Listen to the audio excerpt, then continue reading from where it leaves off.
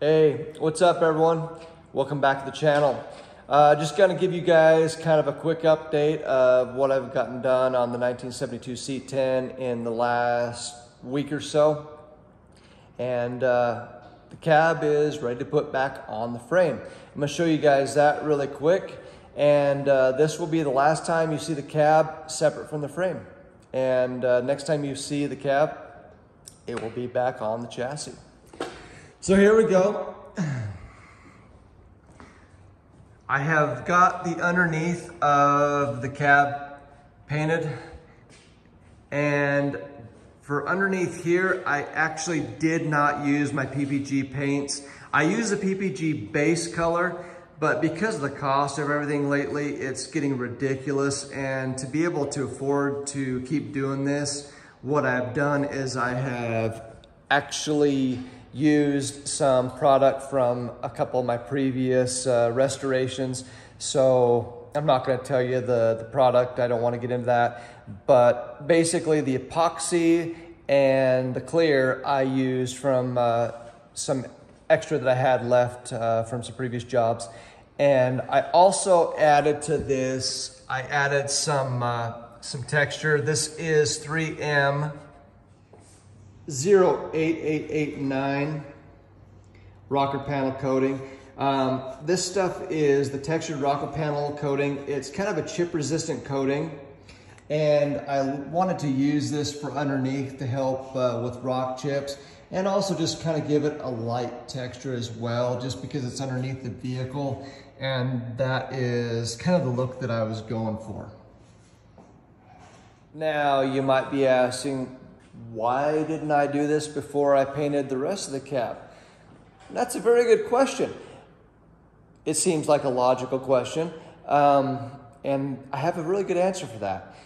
And while most people probably would have done this first before they went through the time to make the rest of it all pretty, the main reason I did this is because I don't have a rotisserie. And when I built the stand to put the cab on, you know, it's kind of just a basic generic stand meant to put everything from this on to beds to maybe the next project I have. So it does not fit the cab where the normal mounts go. So it actually fits kind of along these rails here and in different parts.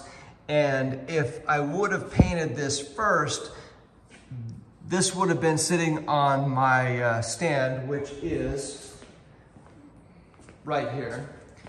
This is kind of the generic stand that I built for moving stuff around the shop. And if I would have used that and painted it, this would have gotten all scratched up, and I really didn't want to have it scratched up with the level of restoration I'm doing on this and before I put it back on the frame. So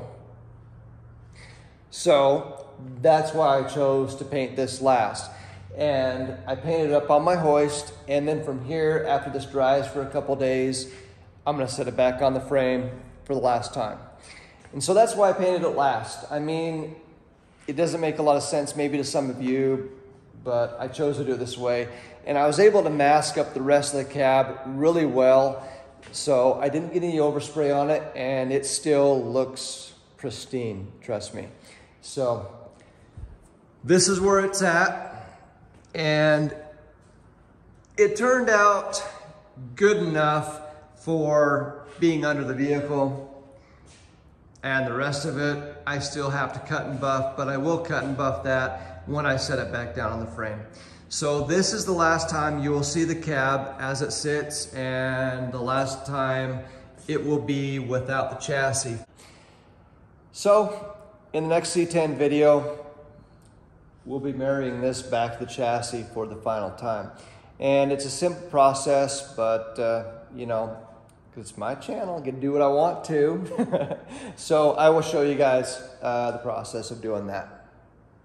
One thing I would like to show is when I did a previous video of the cab alignment, how to align the cab, I had to shim the back of the cab to get perfect alignment. And when I did it,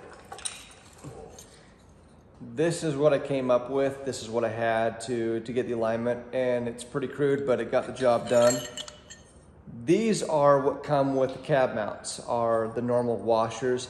And I didn't want to do a stack of these, and also these are kind of expensive wherever I was able to find them.